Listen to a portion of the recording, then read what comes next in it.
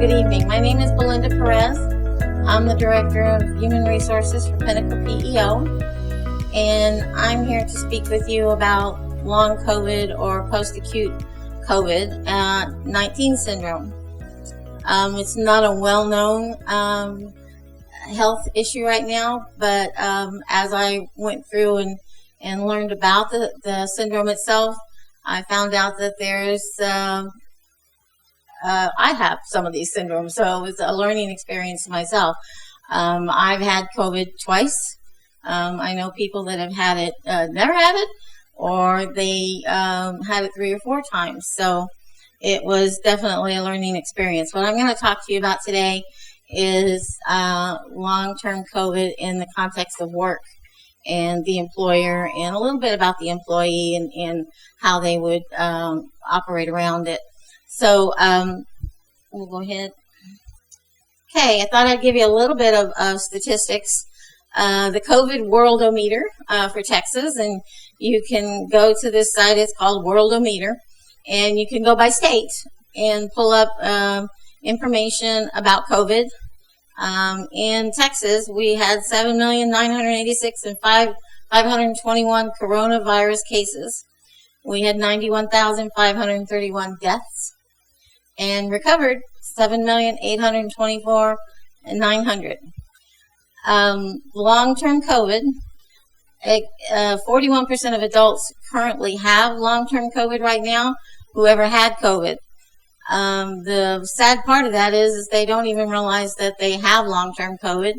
They simply, go around thinking, I don't feel good, or, since COVID, I'm not having I'm having problems, and they don't really want to tell anybody about it. So it's become sort of that hidden syndrome. So hopefully we can clear up some of that today.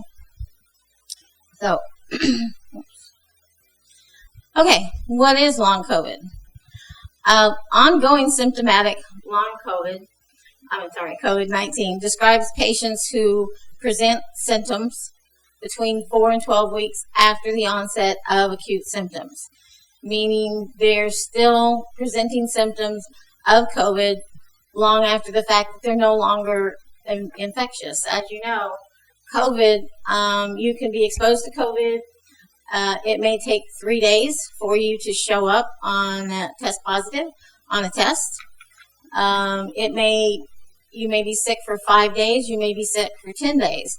And part of the protocol that the CDC has finally settled on is that usually lasts about 5 days. Most people are feeling better. They can return to work as long as they're not running a fever. They've gone 24 hours without a fever. They can go back to work. There are protocols like wearing a mask and washing your hands and some of the things that we actually went through when we were going through COVID, and I know everybody remembers that.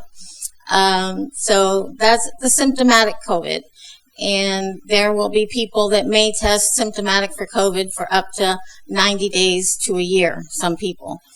I get a lot of questions from employers who want to know, can I make the employee who went out on COVID take a test before they can return? Well, yes, you can. The EEO will allow you to do that. The problem is that person may test positive for a long time. I mean, as much as 12 weeks, as much to 90 days. So what you really have to focus on is, are they displaying symptoms? If they're not, coughing and running a fever, they can return to work and wear a mask. With COVID, with employees returning to work, they may still be displaying symptoms, but they're not running a fever. As long as they're not running a fever for 24 hours without assistance from like Tylenol or any of the other aspirin-related products, they can return to work, but they're recommended to wear a mask for 10 more days. So then we go on to post-COVID-19 syndrome. This describes patients that are still symptomatic greater than 12 weeks after onset of acute symptoms. In my case, I had COVID myself, and I, before going into COVID, had, asthma, still tired, hard to take a breath. Of course, post-COVID affected my lungs, And then when I had a second time, it affected it again. What it does is it takes whatever syndrome you may have had before. If you have arthritis, you had heart issues, you had asthma, such as myself, it can affect that and make it last longer or cause more serious problems. So just kind of pay attention to those things in terms of employers. You may have employees that come back and they may start missing time. They may start having issues that they never had before, and we're going to talk a little bit later about how to address those issues. So just beware, it lasts a long time. It's not as quick as everybody thinks it is. Just because we're not all closed up in our rooms and wearing masks and not traveling, COVID is not gone, and it's not going away anytime soon. Okay, believe it or not, there are over 50 symptoms of long-term COVID. They affect diverse affecting multiple symptoms, such as respiratory, nervous system, memory loss, or brain fog. I've spoken with a lot of people that have the brain fog, and they just assumed that they were getting old or they were having other problems. And it's really interesting that people find out from other people that they have brain fog too, and they had COVID. And you can be having a conversation with somebody, and all of a sudden you forget what it was they said, or you have to ask them to, repeat it, and it can make you feel very slow-minded. I have one advantage: I wear hearing aids, so I just ask people to speak up, so I can get past that part. So it is definitely a symptom of long-term COVID: memory loss and brain fog. Another one is cardiovascular, any problems that you had with your heart or the cardio system. You may have other issues that you never had before. Fortunately, I've not experienced that or had anyone that I know that has had problems in that area. Musculoskeletal, this could be arthritis related. I've known people that had very little arthritis, and after COVID, it increased. I know one person that had minor arthritis in her knees, and eventually it came up to bone-on-bone arthritis because it accelerated the disease itself. So it does tend to accelerate whatever you're already suffering from. The most common is fatigue, shortness of breath, and muscle aches. And here again, when I first recovered from COVID, it was difficult just walking around. I couldn't get around Walmart without a cart. And I thought, okay, it's just 2 years of sitting around with COVID and not going anywhere and not doing anything and not exercising. I found out, no, this is not true. You lose some of your muscle retention, you're weak, you get shortness of breath while you're walking, and you have muscle aches. And these are all very definitely symptoms of COVID, long-term COVID.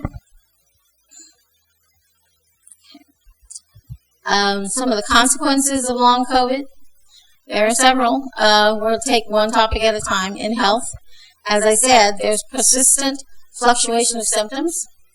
It can go up and down. One day you can have problems with breathing. One day you can have problems walking. One time you can have problems with your arthritis. It just kind of fluctuates back and forth. And the other good piece of good news is you may get past long COVID, and after 12 weeks, as it says most people do, it can come back. And that comes straight from the Mayo Clinic. So any of the resources or things that I am talking about here have come from the CDC, major health clinics like the Mayo Clinics, because I wanted to make sure that I was communicating information that has been studied and proven. It has debilitating impacts on your health, and it has ongoing rehabilitation needs. And we'll go into that a little bit more because some of that applies to going to work, as far as ADA, and we'll discuss that as well. So the next one would be your ability to return to work safely. Some people, when they come back to work, they can't, like for example me, if I worked in a factory and I had to walk 2 miles to get down the line, I would have a problem because of my breathing ability and the damage that it did. So when I get questions about this is I ask people, the employers, to consider, are there other jobs that this person can do for a limited period of time? It's not going to last forever. It may come back off and on, but it's not going to last forever. Linking abilities to work demand. That's what I'm talking about. When they come to you and they're having trouble breathing or having trouble walking, how can you as the employer link their abilities or disabilities to the work demands? Do they need to continue to do all of their job the way they did it before they came down with COVID? So it takes some time to think about in creativity. Okay. Management to attitude accommodating return to work. This is a problem. We have managers that some of them spent a year out of business, so they're coming back and trying to get their business started, and then along comes employees that are telling them that they're just not feeling well, they're missing a lot of work, and it's trying to change managers' attitude towards accommodating the return to work. It's very difficult to change, but we need to make sure that we try and keep an open mind and assume that it may be COVID, it may not be COVID. This is when I like to tell people, ask questions. Don't just assume. Social and economic, it definitely has a financial impact on the individual and the society. As you know, the Friends and Family First expired the end of last year, so there is no federally mandated program to pay for COVID when people miss work due to COVID. Now, some states, they still have a program. They're all kind of dwindling out. I think California was one of the last ones that actually pays for a period of time that you lose once you get COVID. There isn't anything right now that I was able to find for people that have long-term COVID that they can miss work and it's paid for because they have long-term COVID. Social attitude towards sufferers. Like I said, not everybody's going to believe it. They may read it, they may listen to you, they may be very patient, but they tend to think that you're making it up, or that you are trying to find reasons not to do something, or you're just being whiny. So be prepared for that. Social Security systems. Social Security is looking at long-term COVID as a part of disability. As I said, they're still looking at it, so it's not anything that is in effect right now. Oh, it stopped.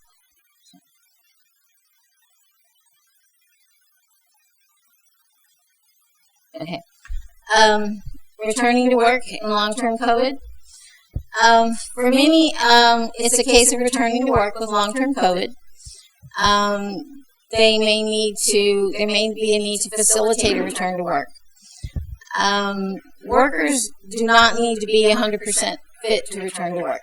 Most of the time, they can make some accommodations, or maybe they need shorter work hours. You don't know at the time until you talk to the employees. Work is an important part of the recovery process. If you're not getting up and getting out there every day and working, the mental impact is devastating, and not being able to socialize with people. We lost 2 years of not being able to socialize with people.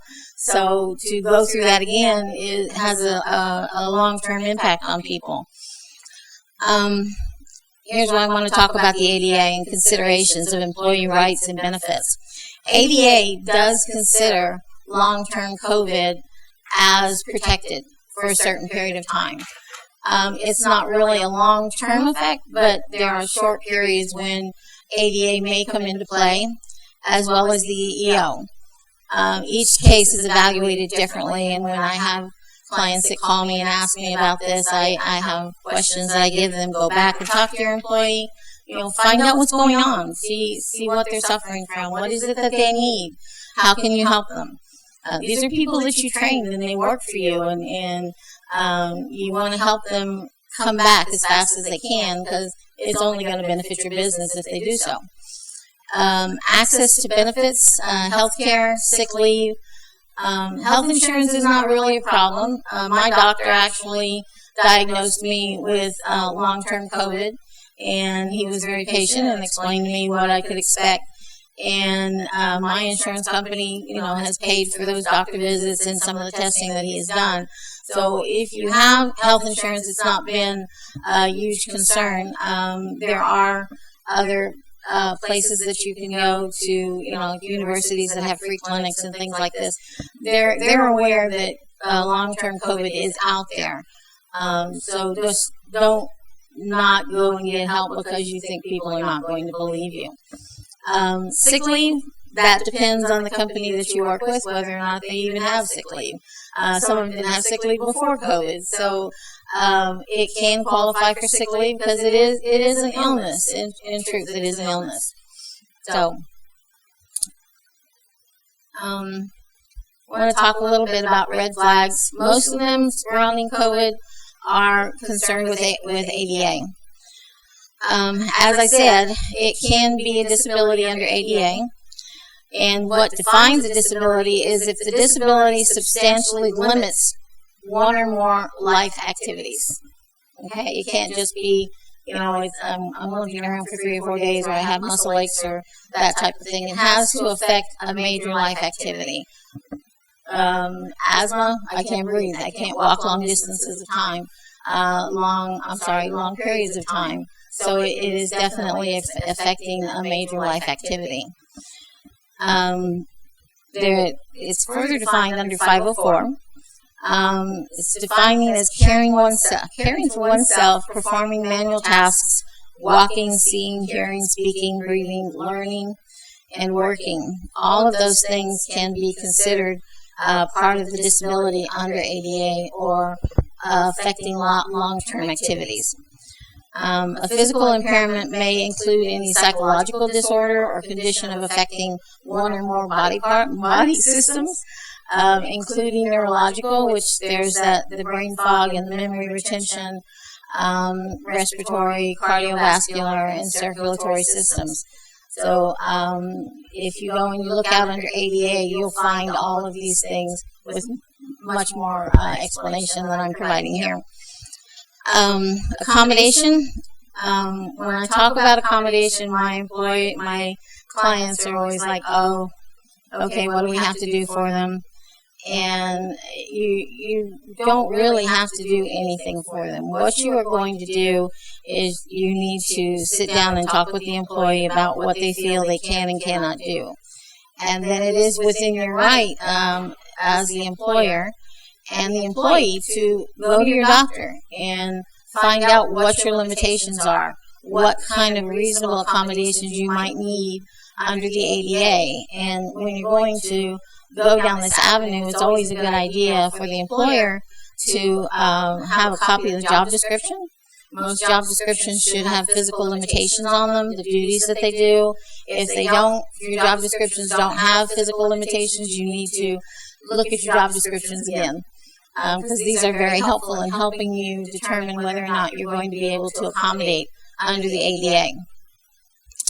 So, let's say you get it back from the doctor, and the doctor says that, you can only walk 20 feet a day or whatever it is. You have to decide if making that accommodation is going to cause a hardship on the company. Okay? If your job is to walk a factory and work on the line, that may cause a hardship. You have to have people that can work steadily on the line, stand 7 hours a day. So you may not be able to make that accommodation. But really look at these things. If it's an ADA accommodation under long-term COVID, maybe it's only going to last 2 or 3 months. Maybe it's not forever. We hope it's not. Can you make adjustments, by moving people around? What you want to be able to do if you say that you cannot accommodate this is to be able to demonstrate that you have given it the good try. You've tried to find, other duties that the employee can do.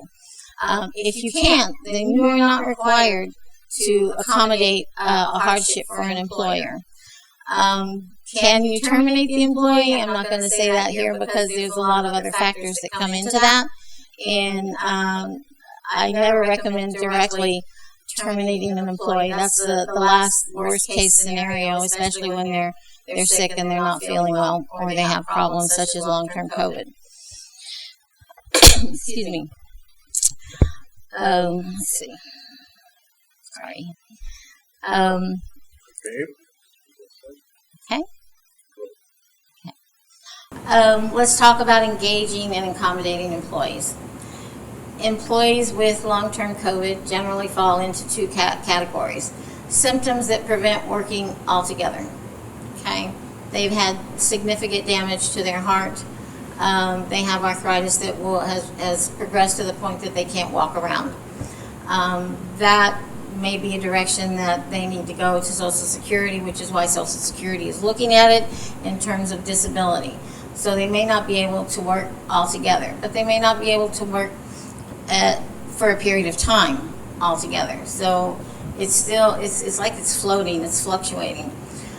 Symptoms that allow them to remain productive with the right workplace accommodations. As I said, look at all of the jobs that you have in your facility.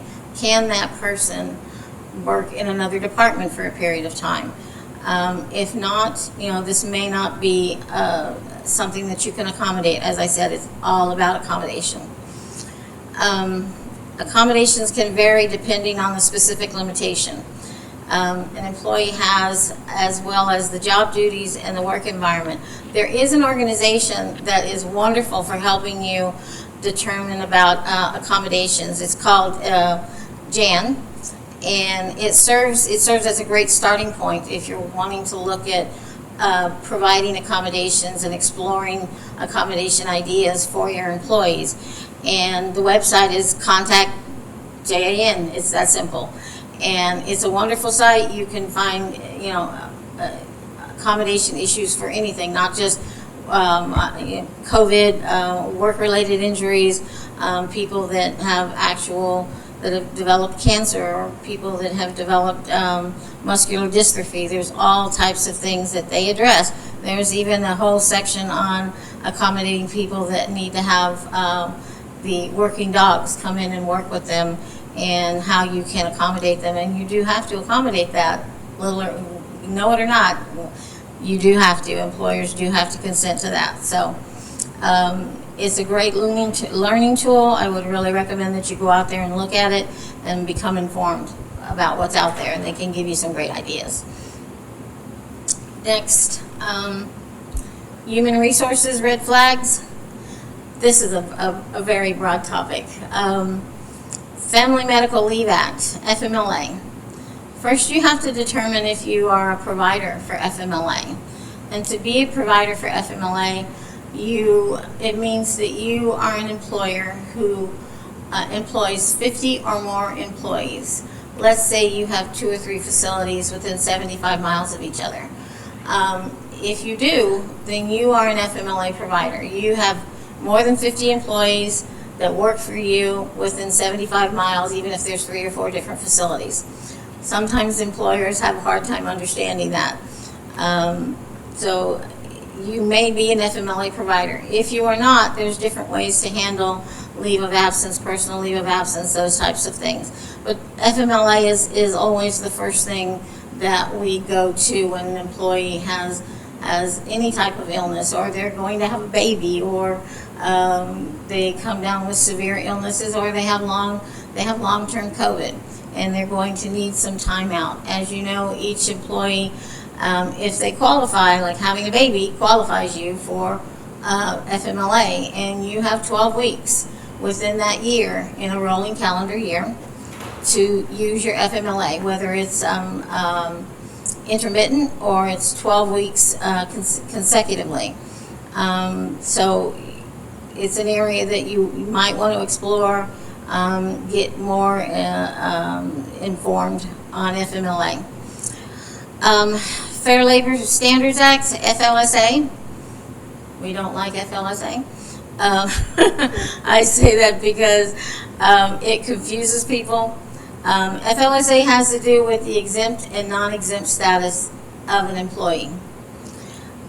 There are some changes coming to the salary threshold. Just recently, they changed the salary threshold that determines whether an employee is exempt or non-exempt. Before the changes in 2021, it always depended on the job duties that the employee performed. If they were a manager and they managed more than 2 people, they were more than likely automatically an exempt employee, so they didn't qualify for overtime. Another one of the classifications is administrative. This one is a little trickier. Administrative is usually high-level admin help, or a lot of human resources. Generalists fall into this category, accountants, those types of things. And the real aspect that determines whether somebody is exempt in the administrative exempt status is whether or not they have discretionary power. Meaning, you as the manager, you are trusting this person to make decisions that affect the company. Sign contracts, hire, fire, everything that you would do in lieu of you not being able to be contacted or not in the office. So that would be one of the major considerations for the exempt status. There are several others have to do with IT and professional, and all of those each have their own test criteria. With the changes, however, there is a new salary if an employee does not make more than $685 a year, regardless of their job title. They are considered non-exempt, meaning they are hourly. It doesn't matter what they're doing or what their job title is. If they make more than $650 a week, then there's 3 other tests, and you have to pass all 3 tests to determine whether that person falls into that category. And each category, executive, administrative, IT, professional, has their own testing questions that you would need to run through, and a good person to go through and seek help with this is an HR person or an attorney, if you work with an attorney, because you want to make sure that you get these classifications correct. The Fair Labor Standards Act and FLSA is all under the EEO, and I'll warn you, EEO was not able to get out for more than 2 years, and so they are out in numbers. They're essentially going for looking at the bigger clients, Toyota, other companies like that. They don't so much, walk in or want to see information for smaller clients, but they may show up if they are receiving complaints from employees or they're filing charges, that type of thing. So you want to make sure that you've got classified your employees correctly, which means review your job descriptions, make sure they're correct. When you go through an FLSA audit, when they walk in, the first thing they want to find out, they want to see a list of employees, they want to see what their FLSA status is, and they want to see their job descriptions. And it is, as in everything else in employer world, you are required to prove your determination. And until you can prove it, you are out of compliance. That's the down and dirty of it. So it's important to make sure that you have those statuses correct. Disciplinary actions. It's another broad topic that I get a lot of questions on. You have employees that you're disciplining for attendance, which could run into long-term COVID. All of a sudden, you have an employee that's missing a lot of time that they never missed before. They were a model employee. They never had any problems. Immediately, managers are like, oh, well, that's a violation of policy. Let's start the progressive disciplinary process. I always emphasize, please sit down, do an investigative interview, find out why they're arriving late or why are they missing so many days. Some employees are not willing to share. They're not feeling well, or they have family members that are not feeling well, or I had one case where a lady had to show up to work every day, to her daughter's school every day, and give her medication because with the new illness that her daughter acquired, the school nurse would not give the medication, so she had to be late every day. And find out these things before you start writing people up, and see how you can, once again, accommodate that, and if it's possible to accommodate it. Don't automatically go to, let's, write people up.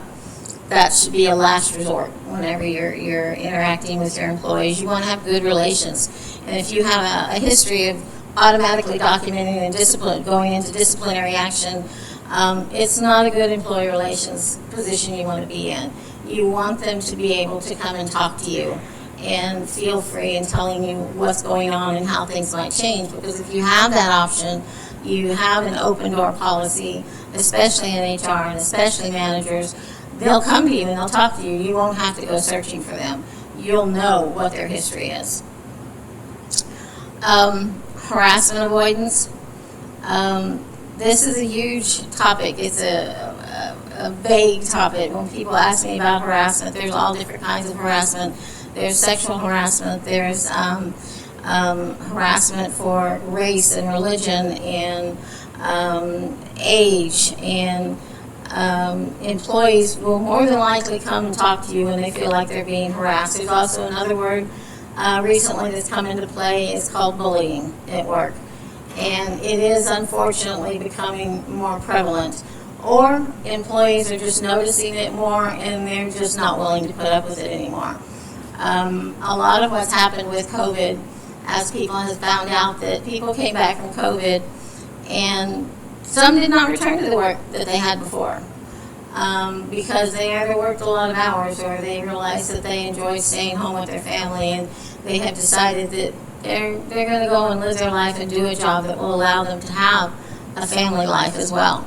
So you want to make sure that you're talking to your employees and that they can come in and talk to you at all times. Recruiting is also difficult after COVID.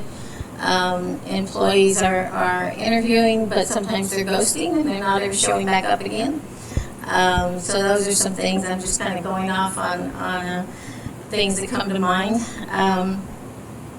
If an employee comes to you and they tell you that they're being harassed, there should be a policy for this within your handbook. They should know who they can contact. Most likely they'll go to their manager, okay? Unless, of course, the problem is their manager, then they need to know that they can go to the next level up, or, as always, come to HR if you have an HR department, and kind of do an investigative interview and find out what's going on and what leads them to believe that they're being harassed. Give you specific examples. Some types of behaviors are not easy to define. Also, ensuring employees that they will not be punished for asking questions or sharing their concerns. A lot of employees don't want to come and talk to anybody because they just know that they're going to be harassed even more. Somebody's going to tell their manager. Somebody's going to tell another employee. You have to have that level of confidence as a manager or as an HR person, and that says that whatever you tell me is going to stay here. We're not going to talk about it with anybody else other than maybe the CEO of the company or your manager, to let them know that there is a problem that's happening. Okay. Management training. Can't stress this enough. A lot of managers don't understand what could be perceived as harassment. It's about perception. This is what I tell my managers all the time. It doesn't matter what you meant. It matters how you say it. It matters how the employee perceived it. You can be innocently talking about something like football or the guys that play football, or they don't allow women to play football. Any of those things that should not really affect anybody, but they do. Some women take exception to the fact that they're not allowed to play football, and and this is just a very small example. There are more serious examples of management training and ways that employees are harassed and they feel like they cannot communicate with their manager. You should always do an investigation. If you feel like this is absolutely true, even if you doubt it, it is good to go through the steps and investigate it. Talk with the people, find out who they are talking to, find out the names of the people that they feel are contributing to it, and try to do a confidential investigation. Talk with the managers, talk with some of the people that they work around, and if it's actually happening out there, you will find that people will talk to you about it. They're wanting to talk to someone. So open yourself up and allow them to come and talk to you. Okay. Questions. I don't really, there's a lot of questions in HR. I get a lot of employers that call me and they want to know about sick leave, and they want to know about, as I said, harassment, and they want to know, can I terminate this employee for something that they've done? I just recently addressed one where an employee was not showing up to work, and they wanted to just terminate him. He had been in an accident and actually had a gunshot wound, and at some points he was not coming to work. And it really irritated them, and so they wanted to automatically terminate this person. And I'm like, well, hold the gun. You don't know what's going on there, and don't ever terminate somebody immediately. The first thing I tell my managers is, if you don't know, you don't know enough, you need to investigate. So you can place an employee on suspension and investigate exactly what has happened. If you need to place them on suspension. Let's say two employees, get into it. They haven't hit each other, but they're arguing and they're fighting and they're creating disharmony within the rest of the company. If you think removing them from the situation will help, which usually it does, go ahead and suspend them for no more than 3 days, but make sure that it's a paid suspension, because what if after your investigation you find out that it was not harassment, it was a misinterpretation? You cannot take away from an employee because they're under investigation. It's not recommended that you do so. Let me see. I'm trying to think of other alternatives. So is it, you said that there's only some some employers that offer long COVID? Some employees will do understand long COVID, and they will work with them. And what you would ask them to do is, if they come to you and they tell you, I really think I have long COVID, be empathetic and ask them to go to their doctor and talk to their doctor about it, and bring you what the limitations would be, or what you don't necessarily have to need to know. You don't have a need to know what it is, because that's a medical diagnosis, but you can find out what type of accommodation that employee needs. And if you, like I said before, if you can accommodate it and it's not going to impact or create a hardship on the company, then you should try to do so.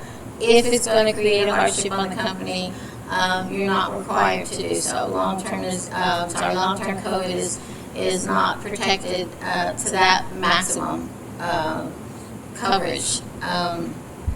Any other questions? No? Thank you very much. You want to close with a big thank you? Okay. I want to thank everybody for coming and allowing me to talk about COVID. I learned a lot during this search. I found out that I am one of those people that has long-term COVID, and it was a surprise to myself. And I'm learning every day about it, and I'm glad that I was able to come out here and talk about it, because I think the more that you talk about this type of thing, the more people are going to accept it as mainstream, rather than just, oh, that doesn't really exist. But it really does exist. So, okay. Thank you for having me. Thank you. Thank you. You want to give your contact information? Of course. If you have any questions? Yeah, if you have any questions and you would like to contact me directly, please, I would love to talk to you about it. Belinda Perez, I'm the Director of Human Resources for Pinnacle PEO. My email address is Belinda Perez, all one word, at pinnaclepeo.com. And it also has our website, which is www.solvehr.com. May be confusing, but we have an umbrella company that's called solvehr.com. If you email me, works really good if you email me. I respond to those really quick. So I would love to help you with any of the issues that